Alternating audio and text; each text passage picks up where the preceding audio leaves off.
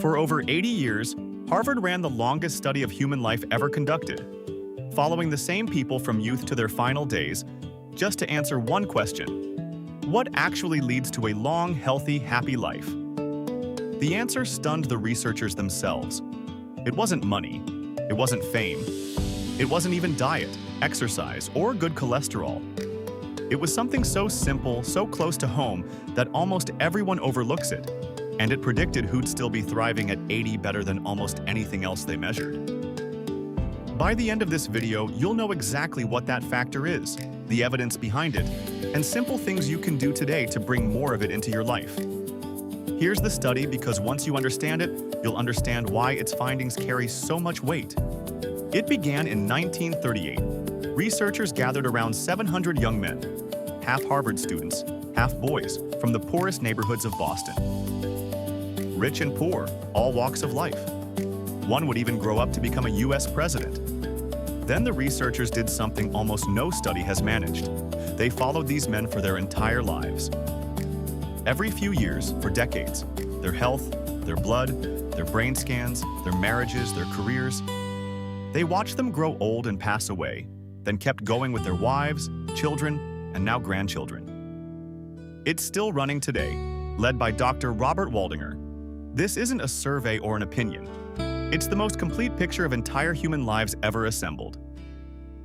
The researchers expected the healthiest people at 80 would be the ones with the best medical numbers, the right cholesterol, the right blood pressure. That's not what the data showed. One factor rose above all the rest: the quality of their close relationships.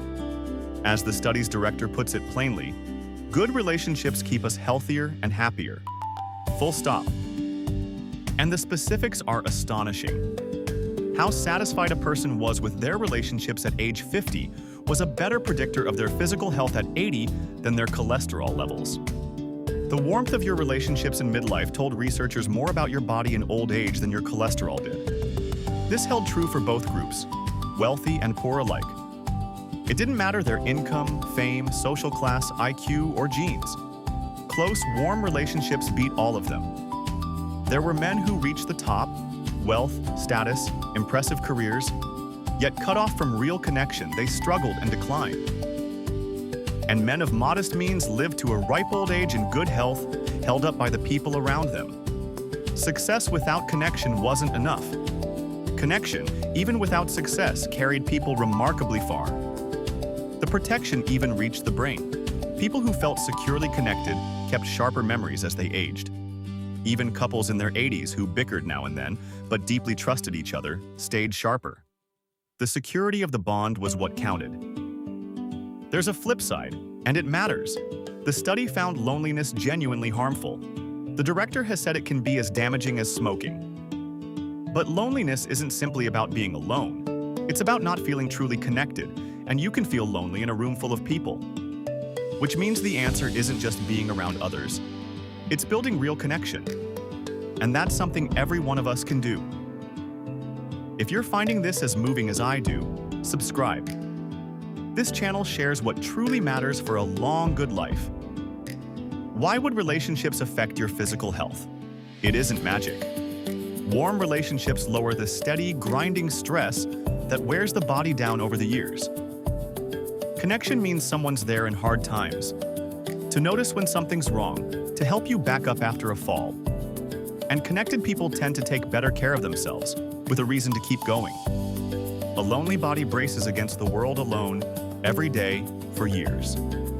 A connected body gets to rest, to feel safe, to be cared for. To be fair, this study watched lives unfold rather than assigning anyone to a warm marriage or a lonely life. So it shows a powerful, consistent pattern, not a simple switch to flip. But the link between connection and health is one of the most reliable findings in this kind of research. And here's the truly wonderful part. You cannot change your genes or redo your past, but your relationships, those you can tend, strengthen, and rebuild, starting today at any age. This may be the most hopeful longevity secret there is, because it's the one most fully in your hands. So here's your simple prescription. Reach out to one person this week. A call, a visit, a short note. Be the one who reaches first. Trade some screen time for FaceTime. A real conversation does more for you than an hour of scrolling ever could. Repair a strained relationship while you still can. A small gesture, a word of forgiveness. Don't leave it for someday. Build small rituals of connection. A standing weekly call, coffee with a neighbor, a regular family meal. Say yes to the invitation, the class, the gathering. You're never too old for a new friend. And remember, it's quality, not quantity.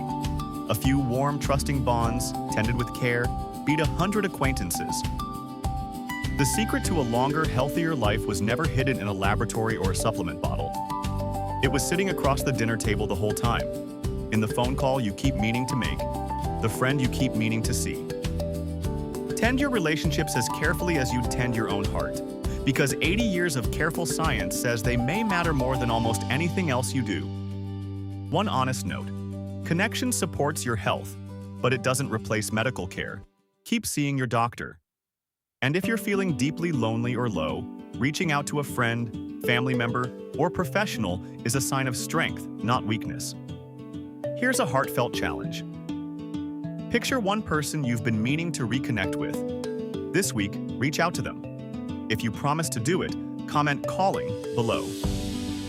And tell me about your oldest, dearest friend, how long you've known them, what they mean to you.